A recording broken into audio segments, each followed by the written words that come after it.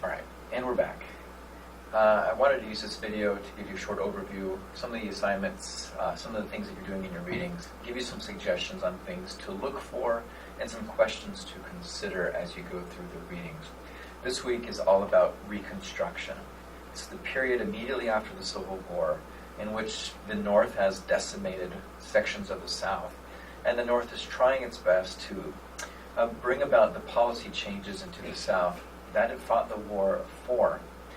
I think a great way and a modern way of thinking about kind of the attitudes of North versus South in this period is to consider the United States in the aftermath of the Obergefell versus Hodges Supreme Court case. This is a Supreme Court case in which the justices ruled on the issue of gay marriage and kind of once and for all settling the case of whether or not gay marriage would be acceptable within our country. Now, of course, the Supreme Court ruled in favor of gay marriage, and in the immediate aftermath of that, there were these pocket protests in places across the country. The one who got the most notoriety, her name was Kim Davis, and she was a clerk in Kentucky who made news because she continued to refuse to issue marriage licenses to gay and lesbian couples who were coming to her clerk offices to get a wedding license.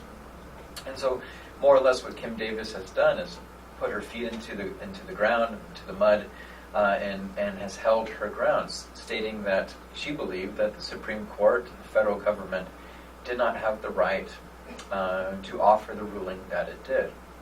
Now, in that same mold, in 1865, in the South, there are pockets of protests, people who disagree with the policies that are being implemented by the federal government. And so, in ways of protest, they too are dragging their heels, putting their feet into the mud, and saying, fine, you want me to change? Make me. And the federal government will try to. And what we will see over that time are periods of infighting as the federal government and the South are more or less squaring off to settle this issue of what our country should be, what it should look like, and who should have access to power. Remember our idea of insiders versus outsiders. Consider this in terms of race, especially in the South, especially as they continue to hold on to old ideas about race inequality.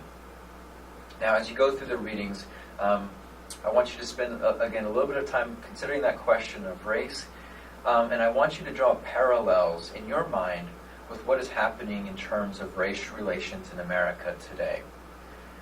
In the past year, 2 years, we've seen a lot of discussions in the media about the group #BlackLivesMatter. We've seen numerous protests about issues of police brutality.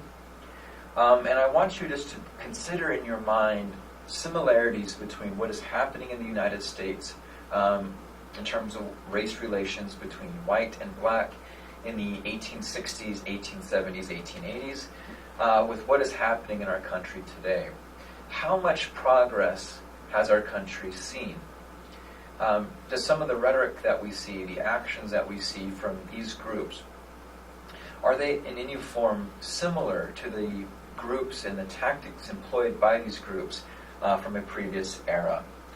Because if the purpose of history is to help us learn from our past, what lessons should we be learning from this era on Reconstruction? All right, that's it for the time being.